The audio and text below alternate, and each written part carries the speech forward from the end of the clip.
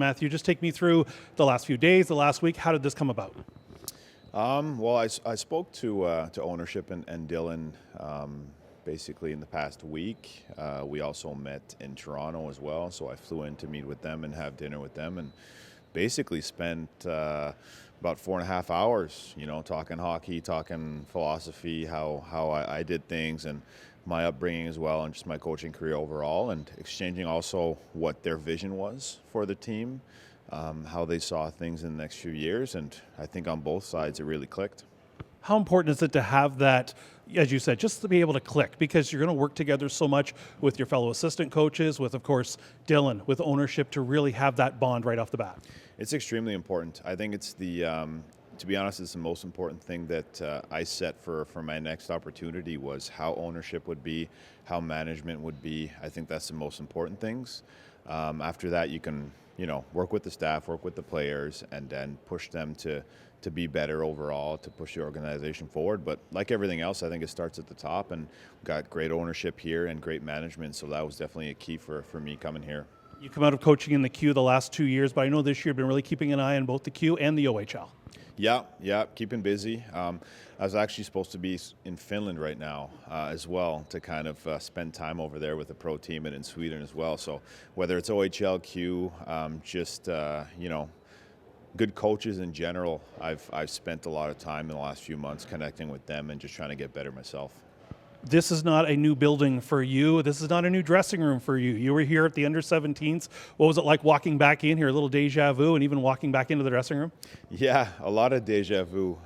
Just driving into the city as well, and so we obviously coached here. I coached here the U17s, so we had Eddie and Ty Challenger with us. Doyle was on the other side, unfortunately, but yeah, we were able to win that championship here, and very good memories in the room and on the ice as well. After the first practice too, that kind of brought back some memories of my time at U17s.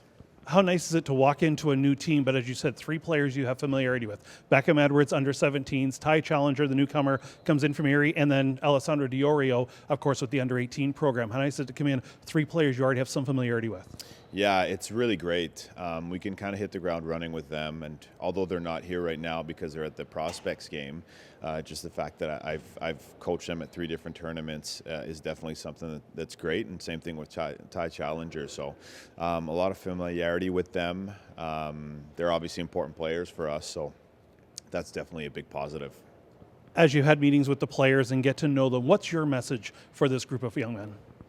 I think we've got a group here that is conscious that they're capable of a little more than they're showing right now. It's just to simplify things and concentrate on, just an example, we took the standings board down. Like, to me, the standings don't really matter if we don't get our game together quickly. So just concentrating on the right things, simplifying things, concentrating on 1 or 2 things here in the short term in the 11 games before Christmas, and then building off of that. If someone was to ask you what style of coach you are, and every coaches have their own styles, how would you describe yourself if you were going to, introduce yourself to people? I'd say, like I told the guys today, I'm going to tell them what they need to hear, not necessarily what they want to hear, because we want to push them to be better players, and a byproduct of that is being a better team, right? So we're fair with the players, but we're honest with them.